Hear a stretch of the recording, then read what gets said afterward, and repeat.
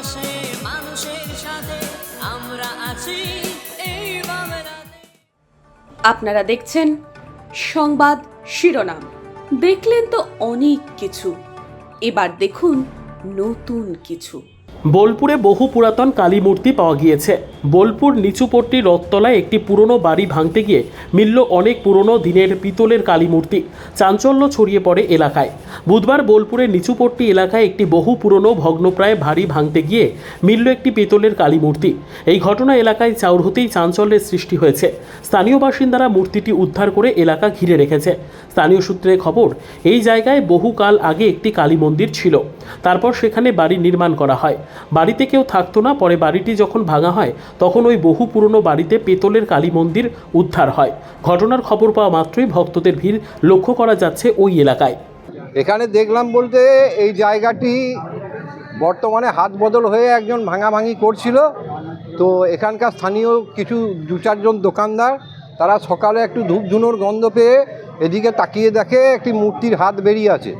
পরে আমাদের এইখানকার স্থানীয় একটি ছেলে ব্রাহ্মণের তাকে ডেকে তারা এই মূর্তিটি উদ্ধার করে। ছেলেটির নাম হচ্ছে রামকৃষ্ণ চ্যাটার্জি।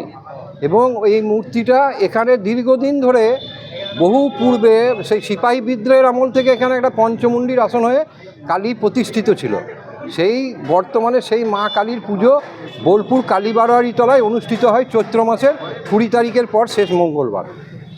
এবং সেই মূর্তির পুজো দেওয়ার আগে আমরা এখানে এই মাটিতে এসে পুজো পাল দিয়ে সংকল্প করে তবে সেই পুজোটা শুরু হয়।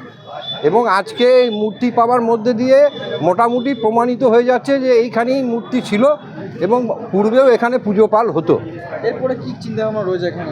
চিন্তাভাবনা বলতে আমাদের তো বহু পূর্বে থেকে ইচ্ছা ছিল এখানে একটা মন্দির করার, কিন্তু বিভিন্ন রকম পরিস্থিতির জন্য জায়গাটি থেকেও হাত দিত না, যেহেতু মায়ের মন্দির আছে বলে। তাই এরা বর্তমানে ভাঙাচোরা করার ফলে মা আবার স্বমহিমা নিজের জায়গায় ফিরে এসছেন। জায়গাটা কাজ ছিল এটা? এটা বহু পূর্বে ছিল। জায়গার তখন মালিকানা ছিল না। পরে ভারতীয় সেটেলমেন্ট জরিপ হওয়ার পর এর মালিকানাটা যায় মেমারি বিষয়ীদের হাতে।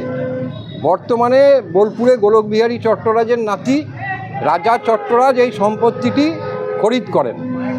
তিনিই ভাঙাভাঙি করছিলেন এখানে।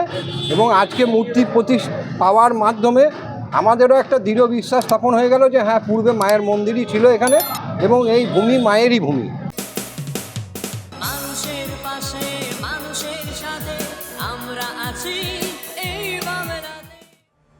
আপনারা দেখছেন সংবাদ শিরোনাম। দেখলেন তো অনেক কিছু, এবার দেখুন নতুন কিছু।